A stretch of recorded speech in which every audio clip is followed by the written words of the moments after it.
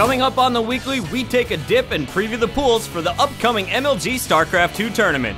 We also check out Diablo III, giving you the lowdown on what's up from this highly anticipated title. Reveal yourself, deceiver! Also on MLG Weekly, we go back to E3 with Tsquared for his top 3 mobile game releases. We catch up with Starcraft 2 Pro Cruncher for a walkthrough of his recent battle with Kiwikaki. School is back in session with another segment of Gaming 101, and of course your boy Nexy is ready to explode with another first look you don't want to miss. All this and much, much more coming up right now on MLG Weekly. With the upcoming MLG event a few short weeks away, MLG's own Puckett and JP take us through the StarCraft 2 pools, giving us a preview of the upcoming battle for supremacy.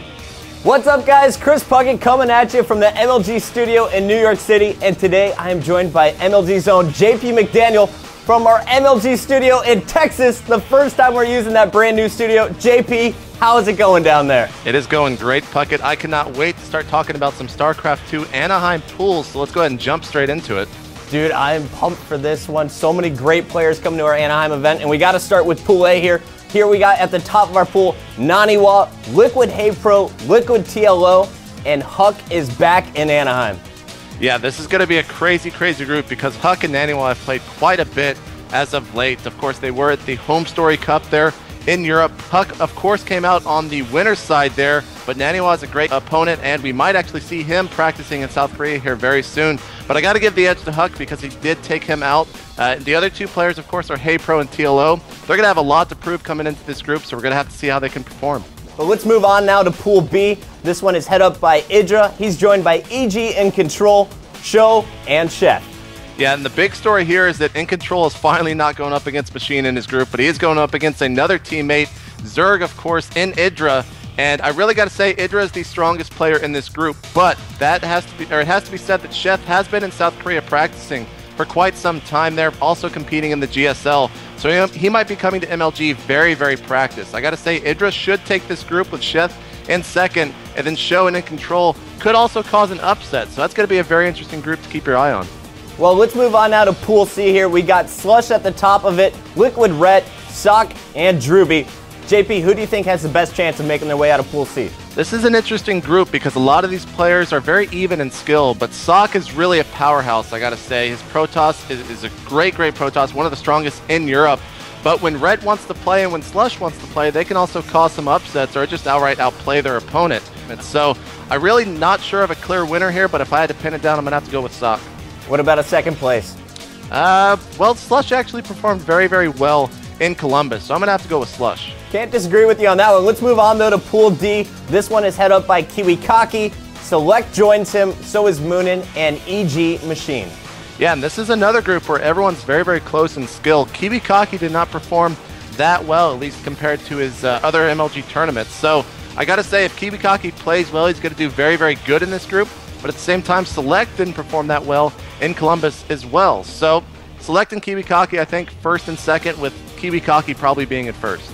All right, well, both of those guys have finished in our top 3 multiple times. We'd love to see them back up top in Anaheim. But now that we've announced all the pools, let me ask you, which is the hardest pool? Which is going to be the easiest in Anaheim? Well, this is really a hard question because it's not as clear-cut as some of those past MLG events. But I got to say, everyone's going to be watching Pool A. Naniwa and Huck had a great grand finals there at the Home Story Cup, and I think a lot of people are going to be wanting to see them play again. Yeah, that will be an amazing matchup once again. Hopefully it goes all the way to Game 3 and possibly an extended series to Game 7. Well, JP, thank you so much for joining us for the announcing of the pools. But before we go, remember guys, we have 4 members from GSL coming over for Anaheim, and I heard that 2 of them just signed their documents. Who's coming to Anaheim, JP? We have our MLG Columbus winner, MMA, of course, returning. He just showed his stuff there in Columbus and really gained a lot of fans. And the Emperor himself will be touching down in Anaheim for his first ever MLG appearance. I cannot wait to see how Boxer is going to perform. Slayer's Boxer coming to an MLG event. That's just incredible. Never thought that moment was going to happen. This is ridiculous, and I'm pumped for Anaheim. I hope you guys are too. On this week's countdown, we bring you the top 10 user-submitted plays from the world of Halo. A big thank you to everyone who sent in their clips. Here we go, kicking off at number 10 with my man Fatal, and Fatal is going to start us off strong with some body shots. Here's the no-scope for the double, guy in the background, easy triple, and Fatal's not done yet. After a sloppy shot on the turnaround, cleans it up for the extermination. Let's move on now to number 9 with Lyndon. This kid's so sneaky with the camo, picks up the assassination, out comes the sniper, and this rocket guy, oh, that's just embarrassing. 2 shots before he misses the rocket, and through the smoke, Lyndon cleans up the triple. At number 8, we got my friend Flay. Flay doing some damage on Zealot. Grabs the sniper, not a big deal, right? Or is it? Hits the double kill, up the ramp, triple. Teammate putting shots, no problem, easy cleanup for the overkill, and Flay, he's played this game before, knows they're spawning low, drops down and cleans up the kill tag with another headshot. Moving on to number 7, we got Warbot on countdown. He's coming up to help out some teammates, picks up the reload, this medal, glad they added that to the game, aren't you? Hits the double, the triple with the body shot, and there's the impressive one, the quick shot for the overkill. At number 6, we got Orgasm on Sanctuary. You know he wants that sniper, but not before picking up the double with the beatdown. Grabs the sniper rifle, stops the bomb planter, and after the triple, he's not done yet. Cleans up the overkill. All 4 members of the blue team dead, and Orgasm's not done. The no-scope for the kill tag. Moving on to number 5, we got Narcotics back on countdown. One of my favorite plays here. Check out the snipes. Picks up the double, out comes the DMR, wins that battle, getting shot, turnaround jumper, hits the overkill straight to the face, my friend. At number 4, I can't believe it's taken this long to see this type of play. We got Faint Jetpacks living up to the name here on Countdown CTF. Check it out, throwing the flag off the wall, Jetpacks up in the air, tossing the flag all the way back to his base, and he puts it in before being taken out. Moving on to number 3, we got my boy Dysphoria from back in the ROC days. If you're not Elliot, then change your name. That one's taken. Picks up the double with the sniper. Guy down low. Quick no-scope for the triple. The beatdown for the overkill. And why not finish strong? Kill-tacular with another no-scope. At number 2, we got Royal 2, the youngest pro at MLG at age 15. This kid is just so nasty. One shot, picks up the overkill. Royal 2 says, take a seat, son. Moving on to number 1, we got TLN. It was magic. Goes up the lift, the no-scope for the double. Stops another player before the beatdown. And check out the magical shot through the flag. Invisible opponent, doesn't matter. Overkill with the flag return. Guys, that's going to do it for this top 10. Make sure to submit your plays at MajorLeagueGaming.com/top 10.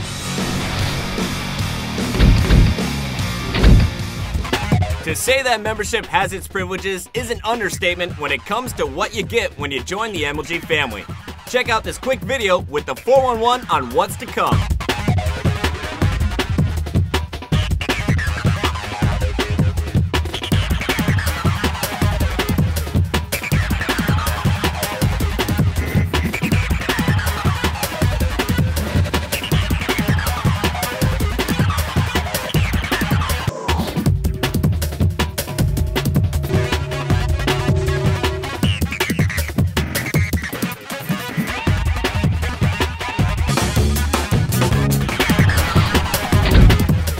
Diablo III, Blizzard Entertainment's fast-paced horror fantasy action series, is one of the most highly anticipated sequels of all time, contending with titles like StarCraft 2 and Duke Nukem. The world of Diablo was created by a group of demons and angels as a refuge for those seeking to avoid the pains of the Great Conflict. At first, things went as planned when an entire new race of half-demon, half-angel hybrids called Nephalem were born. But in the coming centuries, a new group of demons, including Diablo, emerged and attempted to persuade the humanoids to join their side against the heavens. At the same time, the angels attempted to teach the very same hybrids to defend themselves against the demons. After many years, some of the inhabitants were possessed and corrupted by an invisible evil force. In Diablo 3, players will once again take up their swords, spells, and cunning against powerful and deadly foes.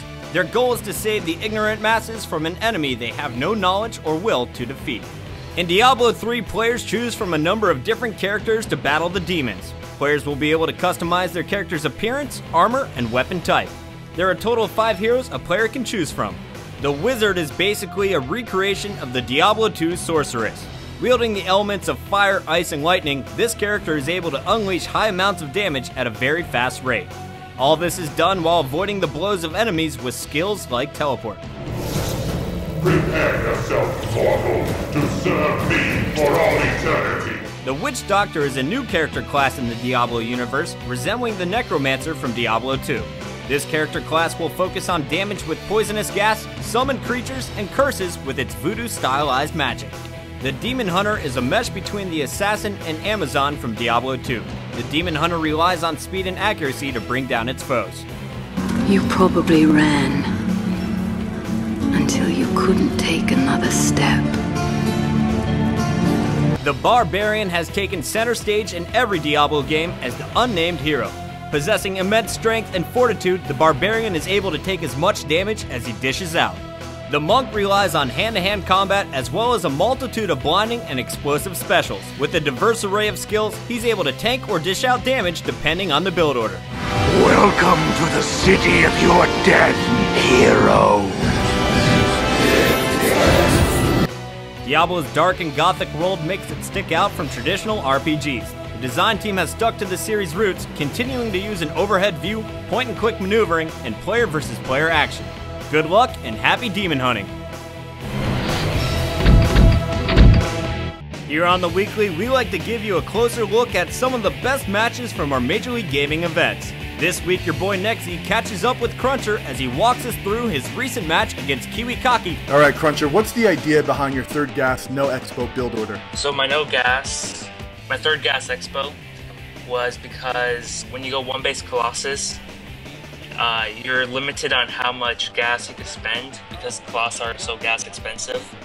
And ideally, you want a mix of Zealot, Stalker, Colossus.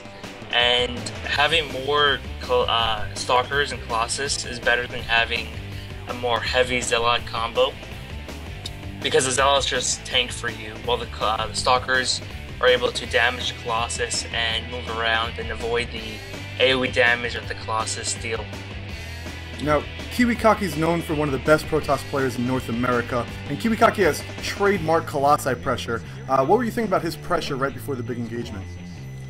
His pressure was not too good for him because I was ahead in Colossus production, and he was mostly depending on being able to out-micro me in the fights because I was usually up a Colossus and he usually had more gateway units, but Colossus are way more efficient in battles than gateway units are. So during this entire fight, I'm almost always up a Colossus. And when he's attacking, he's obviously way farther away from his base, so his Colossus has to travel all the way to my base, while my Colossus just pops out and is ready to fight. And during these fights, are you target firing down your opponent's Colossus, or are you letting the AI do the work? Originally, I let the AI do the work, and then I transitioned into having my Colossus focus down his Stalkers, his Sentries, but I mostly just go for the Zealots first and then transition into the Stalkers, because most good players are able to micro their Colossus away, and if you lose your Colossus to a stupid micro mistake when you're ahead, it's terrible. Would you say this is a big win for your StarCraft career? Beating Kiwikaki was one of the biggest tournament wins in my career, and by far the biggest win at the LAN events I've gone to, since he is known as pretty much one of the best MLG players, placing second place at 2 events and high at the rest of them. He's also known as one of the best PvP players, and winning against him was fantastic for me. The Electronic Entertainment Expo, better known as E3, is the premier event for all things gaming. We return to sunny Southern California to get the lowdown on the top mobile game releases. What's up, everybody? This is Tsquared, and I'm here at E3 in front of the Sony Ericsson booth, where I've gotten my hands on the hottest mobile games coming out this year. Here's my top 3. First off is an action-adventure game that immediately caught my eye with one hot princess named Amira that's trying to save her kingdom. In my opinion, what she's wearing makes the game visually stunning, but it's the Qualcomm Snapdragon processor that makes the game an experience. The game was only a preview, but DMAC has a little more details on the heroine. Alright guys, I am here with a video game character. Yes, her name is Amira. She's from Desert Wind. She's a princess. Basically, I am fighting against these scorpions, but the scorpion actually is my half-brother. who turned into a scorpion slash crab. Yeah, so it's an interesting story. You're gonna have to play to find out what it's all about and enjoy the game. Well, considering you're here, I'm sure it ends out well, huh? Yeah, I'm not gonna lose a battle. I'm just putting that out there right now, okay? I'm pretty good at what I do. Next up, we have Tom Clancy's Rainbow Six HD. So far, this is my favorite FPS on the Xperia Play. You're typically using the D-pad and analog sticks to move, but there's times where you use the Xperia Play's touchscreen to do other tasks throughout the game. You can play locally over Wi-Fi or over the internet through GameLoft Live. And nothing is more badass than hopping off Halo and onto another FPS on the best gaming smartphone. Going in. Shoot him. Nice and tight. Light him up. Go speed. Clear it. On our way.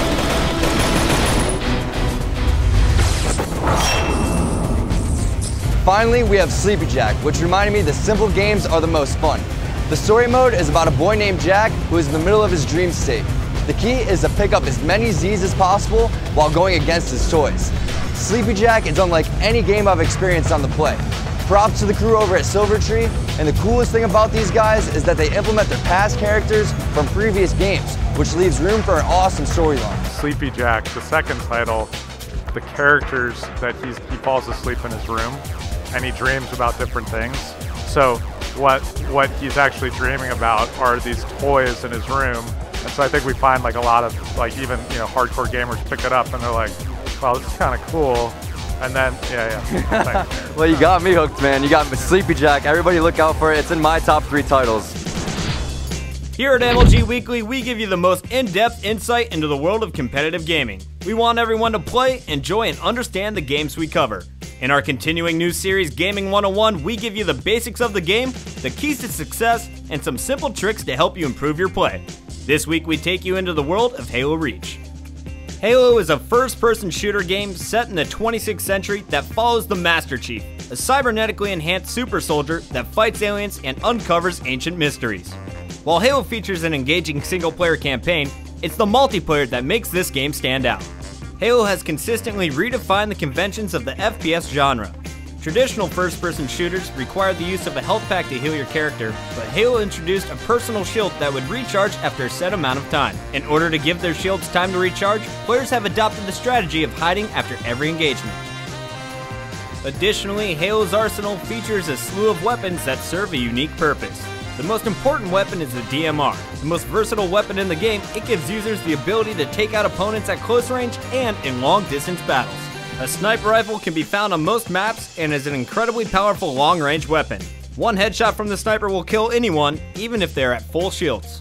The most powerful weapon in the game is the rocket launcher. The best strategy while using this killer weapon is to shoot the ground, allowing the splash to cause maximum damage. Along with several other weapons, there are 2 types of grenades used in Halo. With the frag, a player tosses the grenade, which explodes after just a few seconds. The plasma grenade, nicknamed a sticky, will stick to an opponent and then explode. A lot of strategies and attacks are based on a player's ability to throw perfect and precise grenades.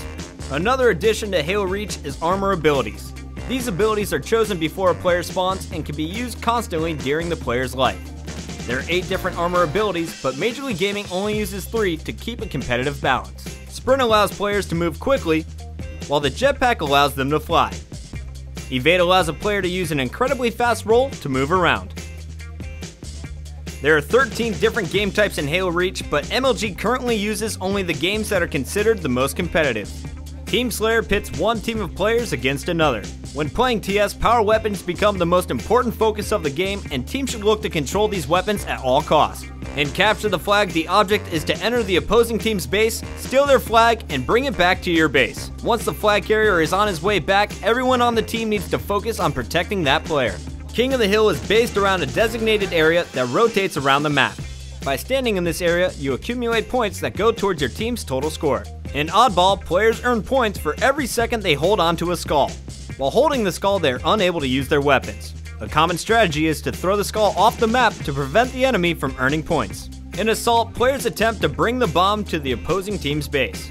Once planted, players must protect the bomb until it detonates in order to score points. All of these game types are played in a number of different environments or maps. There are a total of 14 maps in Halo Reach, but Major League Gaming uses the 3 most competitive.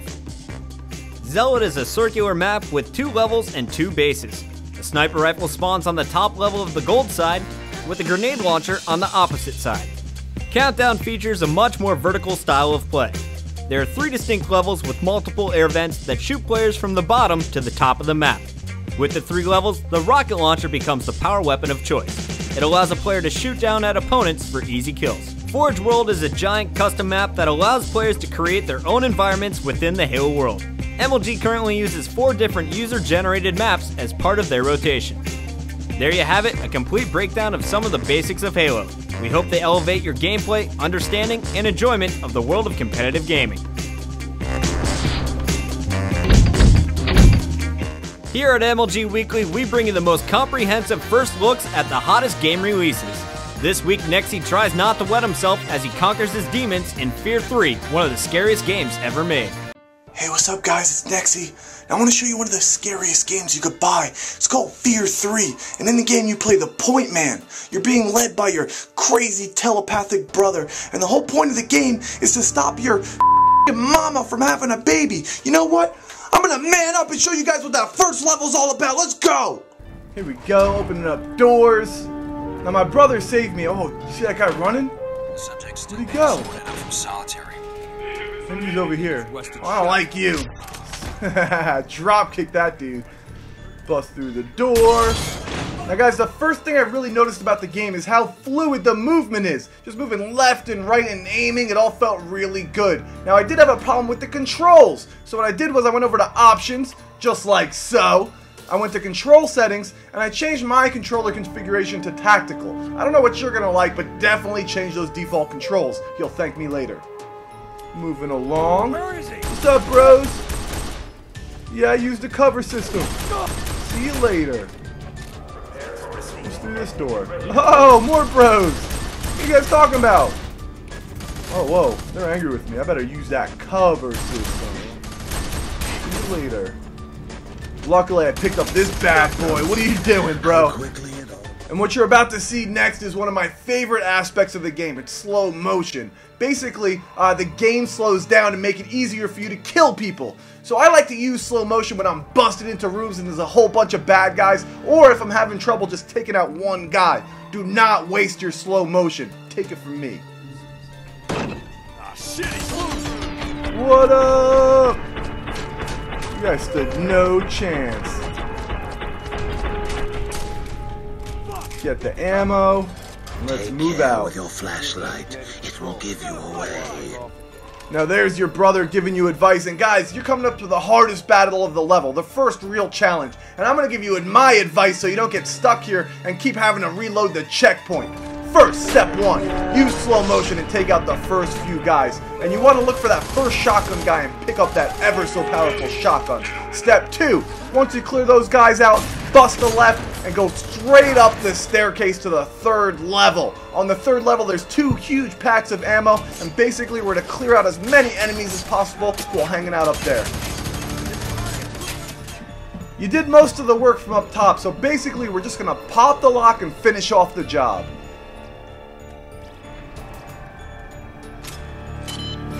I'm ready to use my assault rifle again. Use your grenades.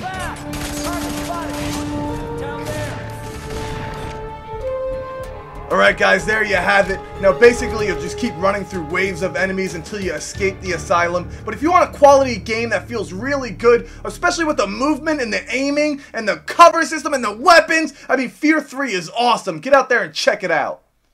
Well, that's it for this week's episode. Join us next time on MLG Weekly when we bring you the most in-depth coverage of the world of competitive gaming.